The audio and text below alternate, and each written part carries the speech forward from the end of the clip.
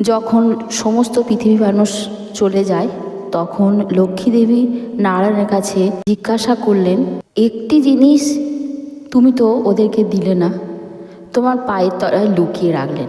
ঈশ্বর যখন ধরণীতে মানুষকে সব জিনিস দিচ্ছিলেন, হঠাৎ তখন দিতে দিতে একটি জিনিস মাটিতে পড়ে যায়, আর তখন সেটা তিনি নিজের পায়ের তলায় লুকিয়ে রাখলেন। মানুষরা সব যখন একে একে চলে যায় তখন লক্ষ্মী দেবী ভগবানকে জিজ্ঞাসা করলেন, বললেন যে আপনি আপনার পায়ের তলায় কী লুকিয়ে রাখলেন?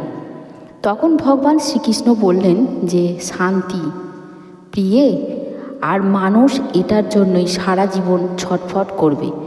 এটা পাওয়ার জন্য মানুষ সব কিছু করবে, অর্থাৎ সব কিছু করেও যখন মানুষ ব্যর্থ হবে তখন সেই সময় আমার চরণে আসবে, আমার নাম গান করবে, তবেই তা প্রাপ্ত